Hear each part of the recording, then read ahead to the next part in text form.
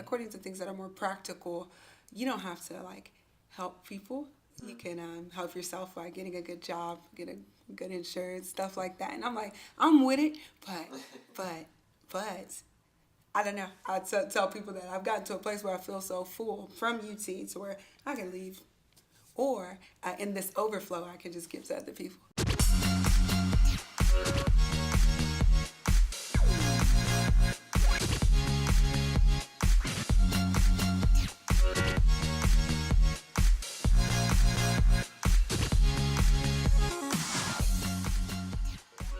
What's going on, guys? My name is Luis Raza, and welcome back to another episode of Crushing It, a podcast dedicated to inspiring young individuals to pursue their passion by showcasing other individuals who are doing exactly that. Again, I'm your host, Luis Raza, and before I jump into today's guest, I want to give a huge shout out to this season's sponsor, the Herb Keller Center for Entrepreneurship here on campus. They're the starting point and launch pad for everything related to startups. So whether you need founder resources, are looking for pitch practice with mentors and investors, they are the place to go. So make sure you check them out in the link in the description below. And if you can't find a way to connect with them, comment below and I'll do that for you. I also want to thank our other sponsors, the Blackstone Launchpad, a cross-curricular hub for entrepreneurship here on campus, and ATI, a deep tech incubator that services early-stage companies at UT Austin. Again, I'm your host, Luis Raza, and today's guests are Camron and Amie. Thank you guys so much for being here. Thank you. Thank you. Yeah, of course. So before we get started into the juicy stuff, what's like the strongest word that you guys know that you guys love using? I'm going to go with obstreperous.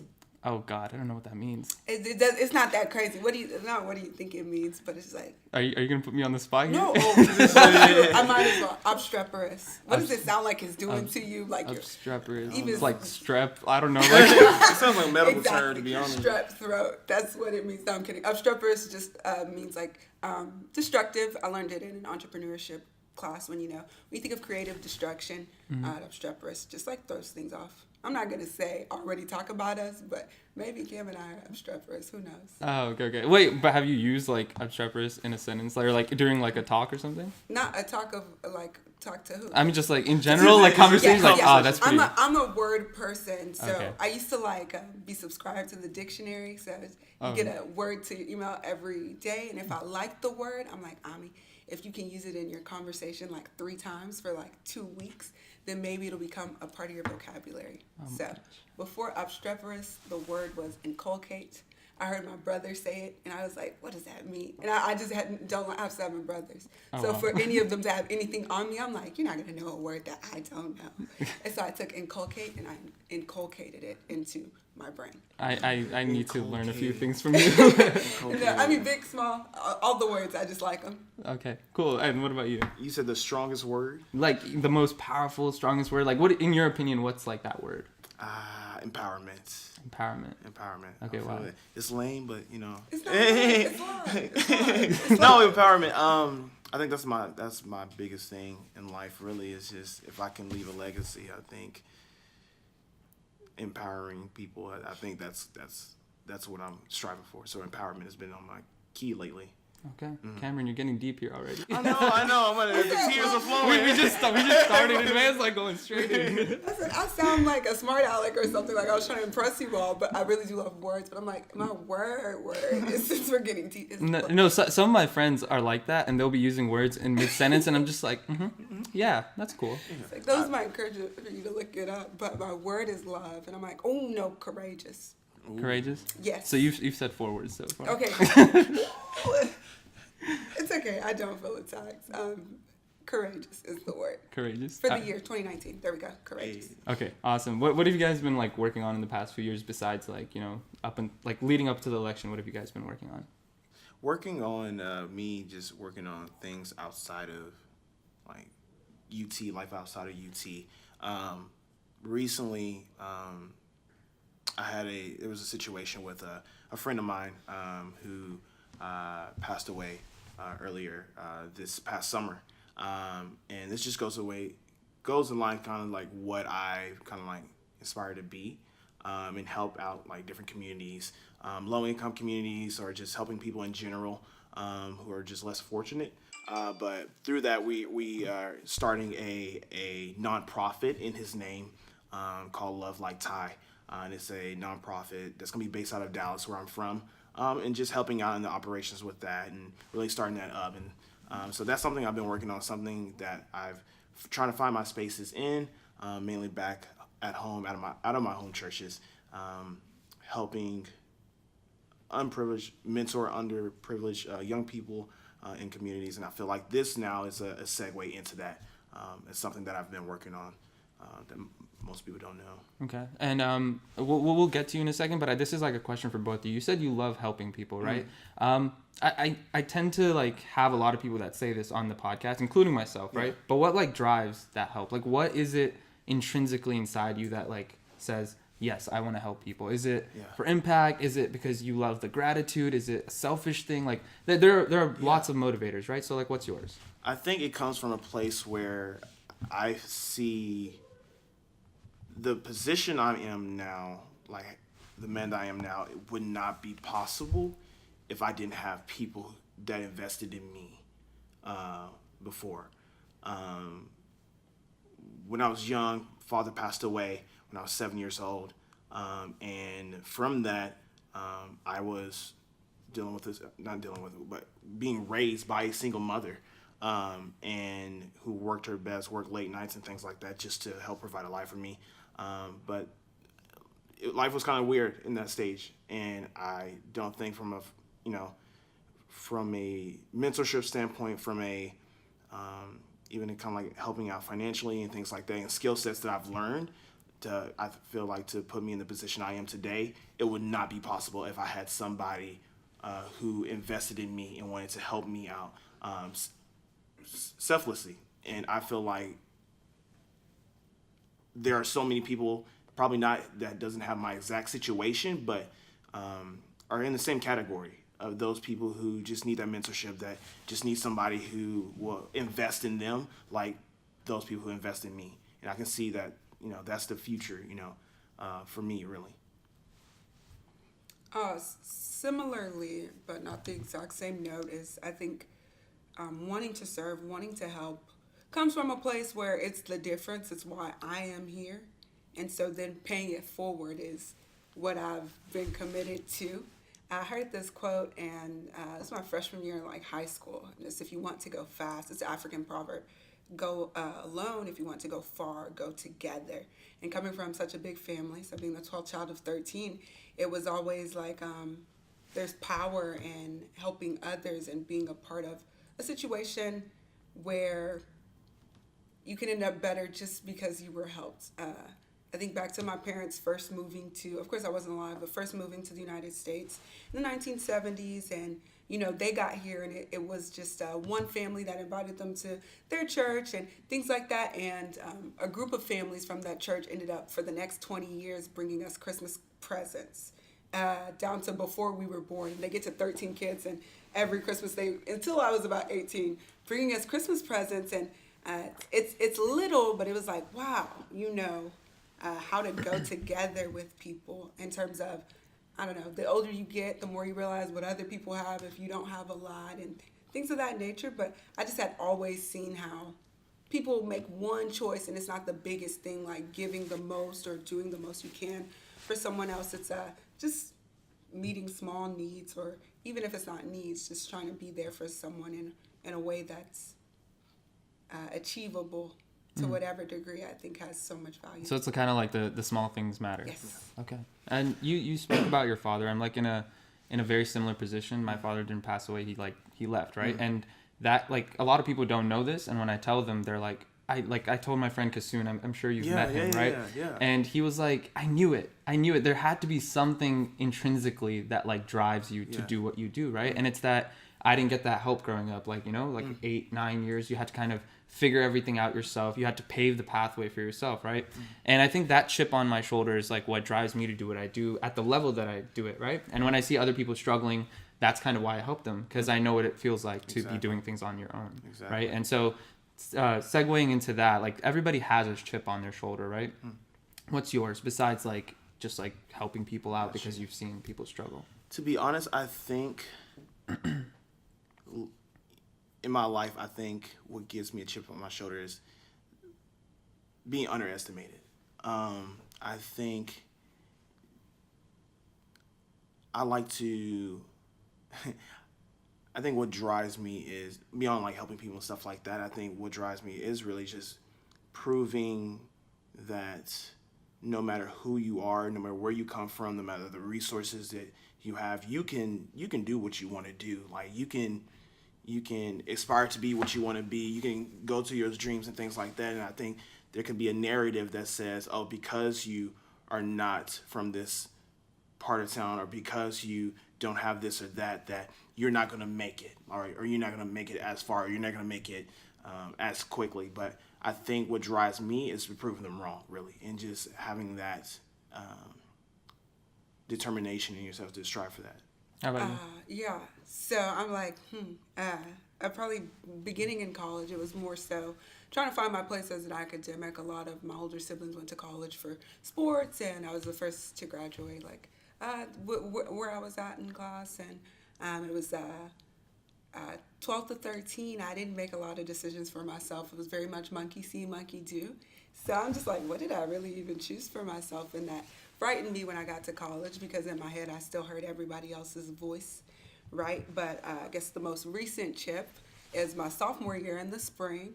God bless, I had a nerve attack, and it's a couple, 11 days after the anniversary of my nerve attack, which is March 20th. And man, disability is interesting. That's what they call it, what we call it. Multiple sclerosis, autoimmune, chronic disease in the nerves. And it's really a chip. And the part where chronicity is kind of hard to understand, it's a daily fight.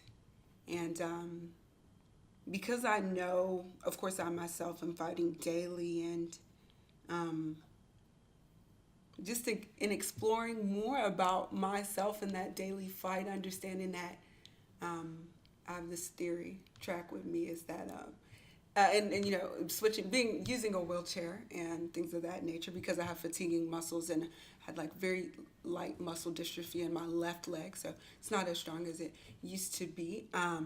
So using a wheelchair for that purpose, and that just really, really, really it's not a 360. My little sister told me a 360, you're back in the same place. I said, okay, that's not like a physics or whatever. But a 180, a complete 180, a turnaround, and I had to learn so much about myself, but it put me in a place to understand struggle, joy, and pain all in the same breath, in the sense that I am ready and willing to empathize. So then the chip in my shoulder, I guess I always narrate it as a piece of the sky. I say, author Edwidge Danticat, she's a Haitian author, and she had brought that up in one book. It's like everybody carries a piece of the sky on their head that's like subject to them. And I would say the piece of my sky then just began to expand to where I could identify with people who were like me in terms of meeting a lot of labels typically used when you're getting into college, whether it's low SES or marginalized or, first generation, all these different things. But really, I think, I don't know, I've just become empathetic to where I'm like, hey, how can I help you bear whatever chip you have on your shoulder? I don't want to say I have all the chips, but it's just like I'm in a place where I'm just ready and willing to be empathetic. So when you do, like you said that with every breath, like you feel pain, you feel like a variety of things, right, in one breath. So when you do go through those tough days, right, like and this is not comparing the two, but I've had a lot of people that come on here that are building companies, right, mm-hmm. or they're doing something in their craft, and I feel like everybody has some sort of I don't want to say imposter syndrome, but they tend to compare themselves to everyone, right? And when you're doing your craft, when you're building a company, when you're going through what you're going through, there seems to be like a self-critic within you that like pushes you down, right? And you go through these tough days where you just don't want to do what you've been passionate about doing for the longest time. So when you're going through those days, what pushes you? What gets you out of bed? What's like getting you beyond that self-critic? I think of the self that Googled all my symptoms, and I say I want to be that link that pops up first for the next person who Googles 19-year-old black female studying finance at a prestigious university with a nerve attack at this age. And it was so specific, and I just thought I was going to find somebody that I could then copy and be like, or, okay, who has a disability and is still trying to pursue a job in like iBanking or things of that nature. And when I didn't find it, I'm not trying to pursue a job in investment banking anymore or anything like that. But I was very devastated. And now it's like, okay, well, it's like coming from different marginalized backgrounds, you already feel like a trailblazer, you already feel like a first kind of thing. And this time I said, this is like really, really, really, really, like really? Yeah, this is really, you can be the first of your kind, which brought about this kind of individuality as well as an appreciation of just being able to inspire.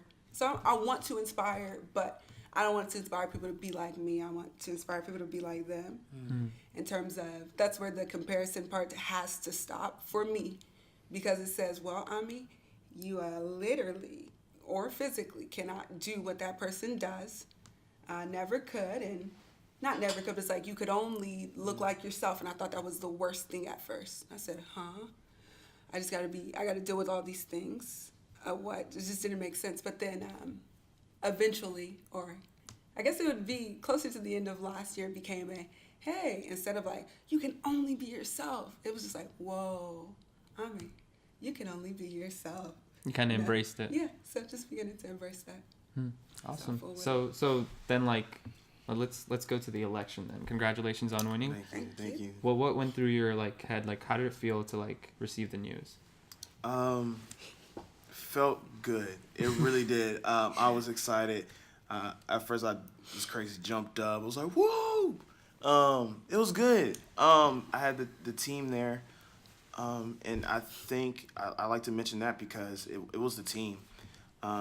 Me and Amie connected. Me and Amie known each other before the election. We were both in the same mentorship program, and so I contacted her, and I was like, hey, you want to run together? This was what? Early December, before break. And so short notice. And she was like, yes. The next week we discussed like, what's the idea? And so what is going to be the theme of our campaign? And she said, UT by you. For me, I always say what makes sense makes dollars. And that made sense to me. And I say if it don't make dollars, then it don't make sense. I didn't know you said well, not backwards. Who knows who's backwards? My bad. No, and so that's where I knew that this was the partnership that I wanted to be a part of. And the team just got together. Our team was comprised of top leadership was like mostly seniors, so it was like nobody who was looking for a job afterwards. It was and freshman students who were just all passionate about this mission and stuff like that. So to see at that moment, like everybody's hard work, like 3 months of like grinding, 3 months of like even spending their time during break, just like getting on video calls and stuff like that, discussing our platform and stuff like that. Just to see all that come to fruition was really proud. I really wanted to, I feel like that victory was less on me and Amie and more for the team and what all the work that they put in. And any stress, because like naturally I feel like if you make promises, right, like especially me, like I've been in a bunch of like leadership positions throughout my life, right, and every time I do and like promise something or put out a vision, it almost like in the moment it's amazing to say, right, it's amazing to like inspire all these people and like lead them towards this one goal, but then comes like the foundation, the hard work, everything to actually build up to like deliver on those promises. So right after the victory, any like kinds of stress, like, oh my God, now I need to like do everything that I said I was going to do? Yes, sometimes it seems overwhelming, but we remember the amount of support that we have from students, from even faculty have reached out to us and say, hey, we're behind you. We want to help you complete these initiatives. So at times it does get stressed. And one way we did to mitigate the amount of stress we have is to make sure the things that we're promising are like feasible and credible and stuff like that. We just don't want to blow smoke just to get votes and things like that.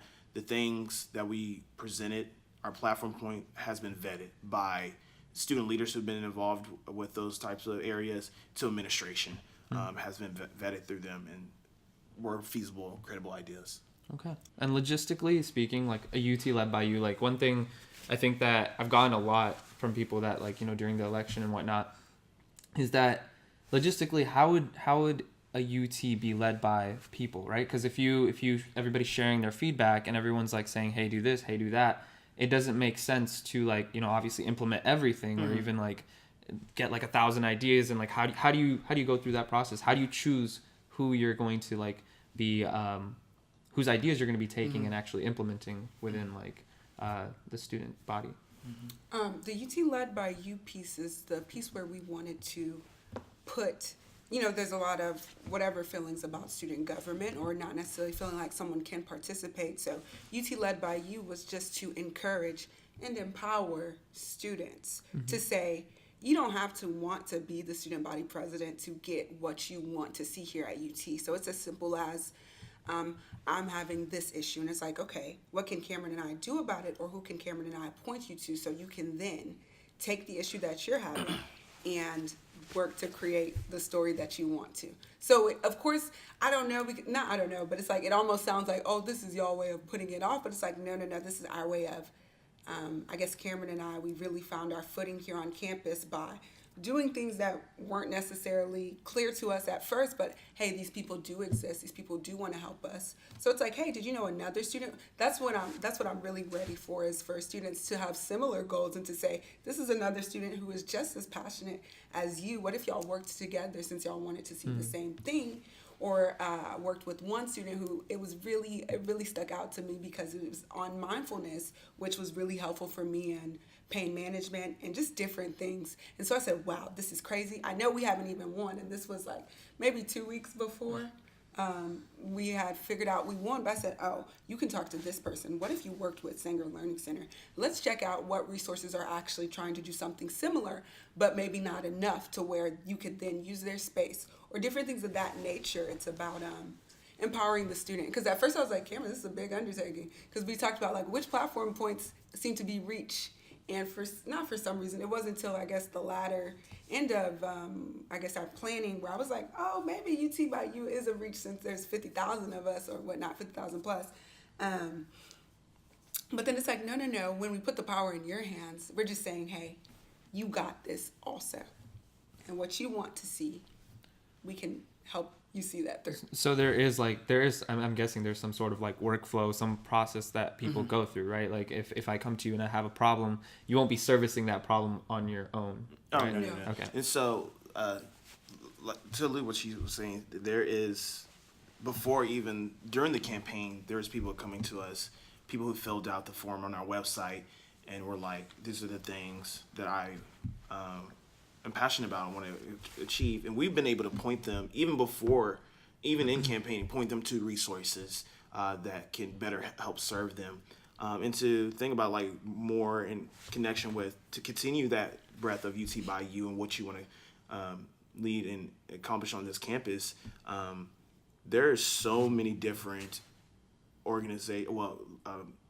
departments or agencies and positions within student government that have different policy areas that touch what students are looking for, whether it's affordability, whether it's housing, diversity and inclusion. We have those departments within student government that me and Amie doesn't necessarily have to touch, but we're going to put those people, the right people in those places to thus help those students out, whatever initiatives that they need. Mm-hmm. So what we're doing is creating that channel for communication that has never been established before, of like, we represent you, here's your avenue to communicate with us.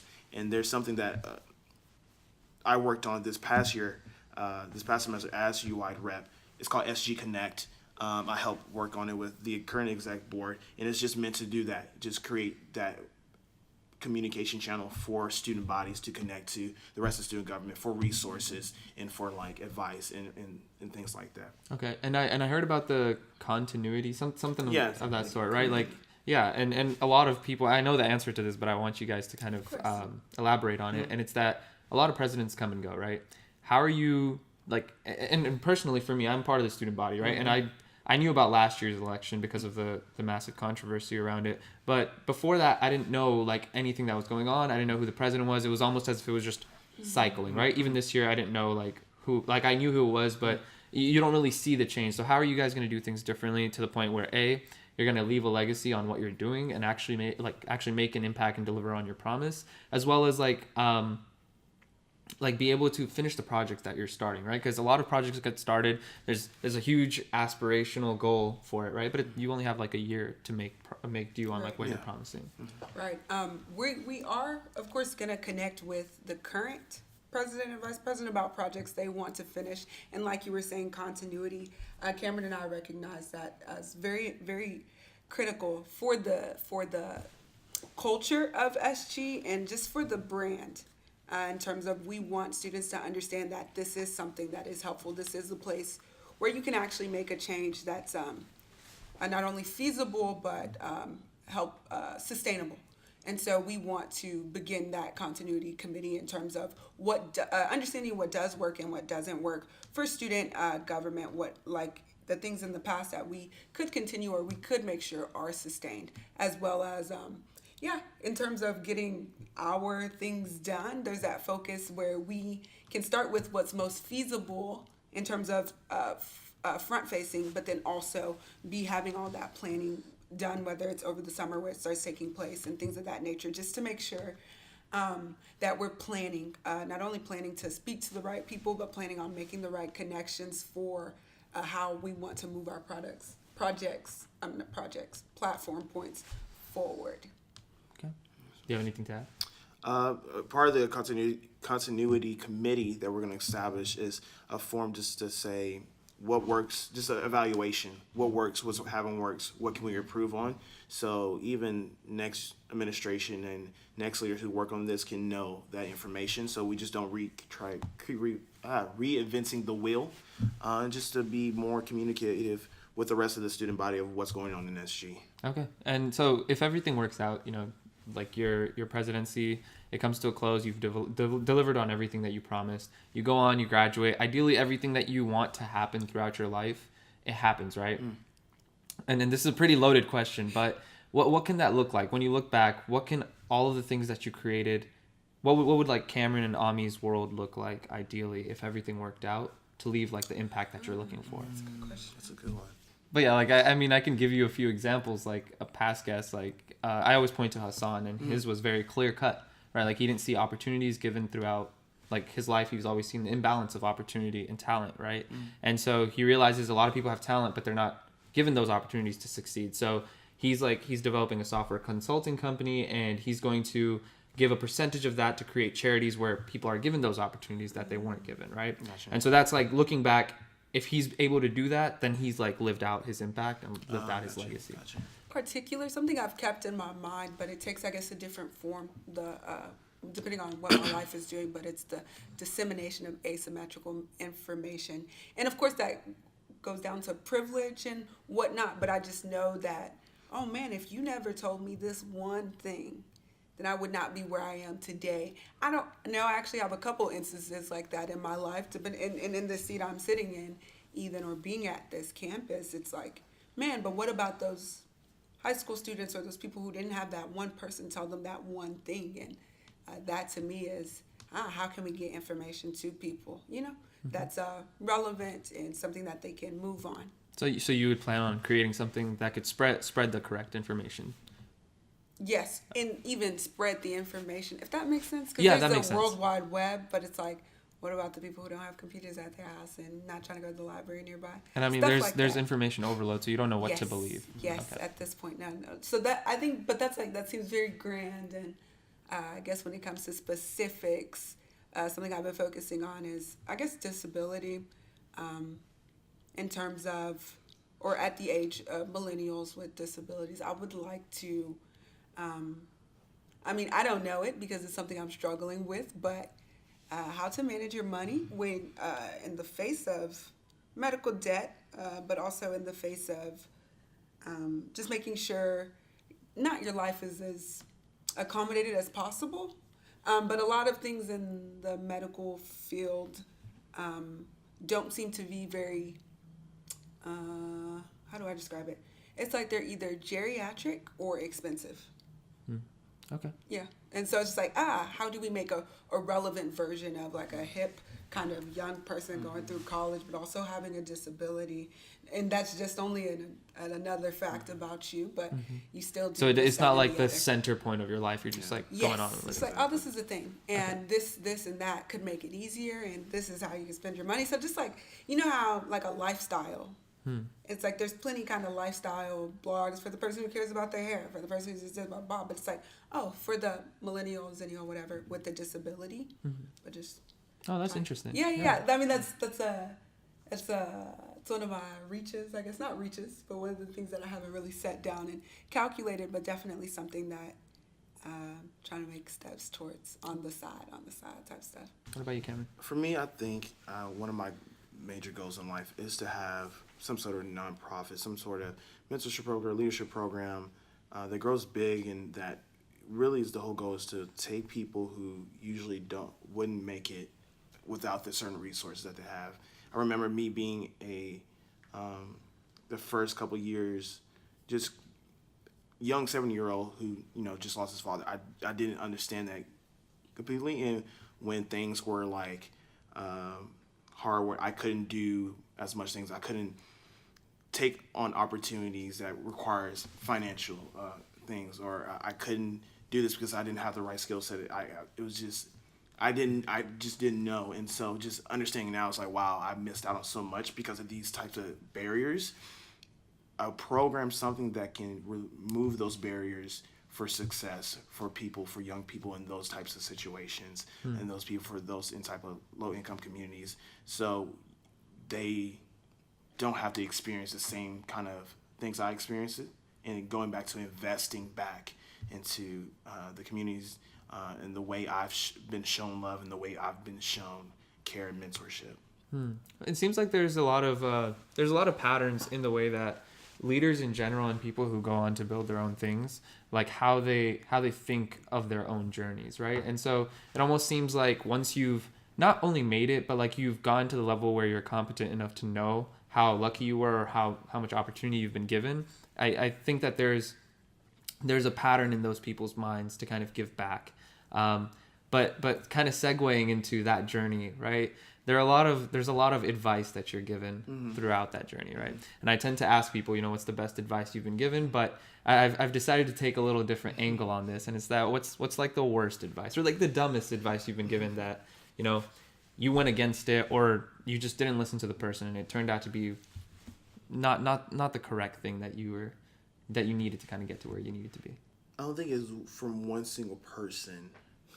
I don't think it's calling out the whole Yeah, I don't think it's from one single person, but the theme, the idea, and I've heard this said to me many times, where they see is like, Cam, like that's not it, like don't do it, like just wait and stuff like that. Like that irks me so bad. It's like, why can't I do it? Like, who's saying this? It's just it's mostly not peers.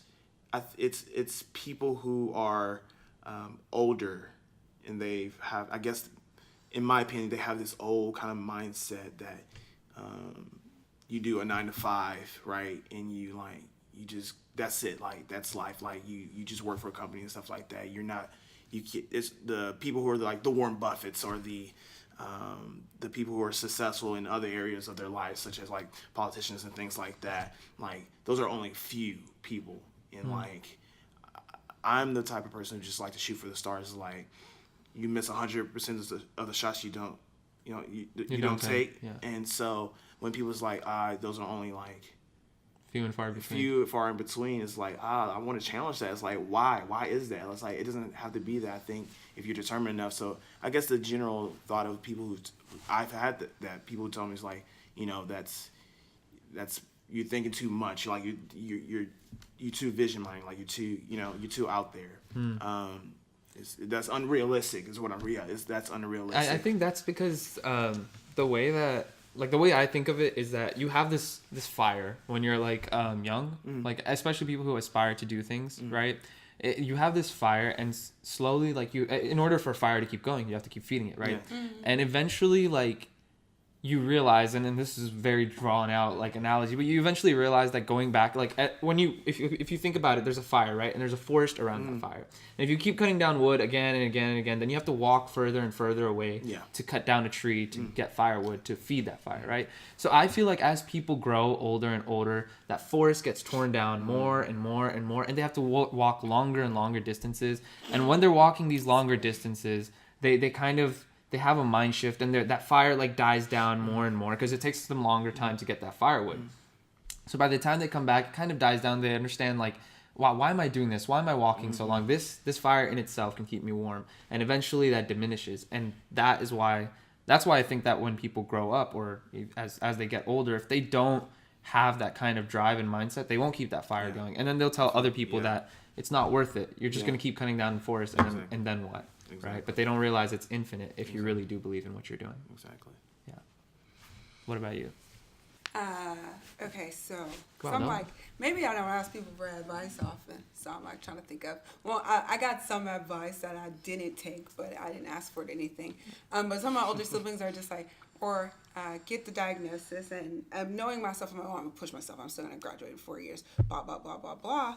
And that was only blah, blah, blah, because it's just like, oh, I mean, I think yourself is telling you to slow down a little bit, understanding that it doesn't mean that you'll be paying the school some more and things of that nature. If we hadn't won, I would be graduating December 2015, but it just took me forever to decide that, because different siblings, I guess, was just like, oh, you want to get out of college as fast as you can, or, oh, you don't want to accrue any more debt, or, oh, okay, my mom was the only one on the opposite, like, are they going to let you stay there, or do you need to come home? And I'm like, Mom, yeah, they're going to let me stay here if I decide to. Things like that. But I just got a lot of do this, do that. And I think that's the hardest part about navigating opinions with so many siblings, is just having so many of them, and having to just be like, okay, just kidding, I want to listen to myself and do what I want. It's like, it's my I think some of my more, I guess, successful siblings in terms of, great jobs that are paying off well, and they're able to buy houses and things of that nature, are just like, okay, this is what you should do, this is what you shouldn't do, blah, blah, blah. And so it wasn't, don't run for student body president or vice president, or don't run a part of executive alliance. It's just like, really understand the opportunity costs, or what you're missing out on. And so it's more of like a lot of, yes, I mean, it doesn't have to practicality versus like don't do it because we don't think you can. It's just like, I mean, according to things that are more practical, you don't have to like help people. You can help yourself by getting a good job, get a good insurance, stuff like that. And I'm like, I'm with it, but I don't know. I tell people that I've gotten to a place where I feel so full from UT to where I can leave. Or in this overflow, I can just give to other people. And so that's what I'm like. Well, so in the broader spectrum, to sum up what you're saying, it's more of like all these clashing opinions, not just from siblings. I mean, it could happen to anyone, right? Yeah. Like there are a bunch of opinions, and kind of finding your own voice and navigating what you want to do is like the hardest thing to do. Yes. Got it. All right. Well, that's a perfect stopping point. Do you guys have anything you'd like to promote? Anything you'd like to tell the audience? UT community, thank you so much for accepting me and Amie into these new position as president and vice president of the university. Our UT by You platform movement is because of you, and it's a movement that's only going to continue with you. And so we encourage you to dive in, come and make that SG office your home, and come and let's shake things up in student government. Let's shake things up on campus. Okay. Yeah, jumping in. It's a movement. So for sure. And Cameron and I want to be there for when you are making this UT That's by You. So definitely drop by our offices. Okay, awesome. Thank you guys so much. Thanks so much. Thank you. Thank you. Thank you.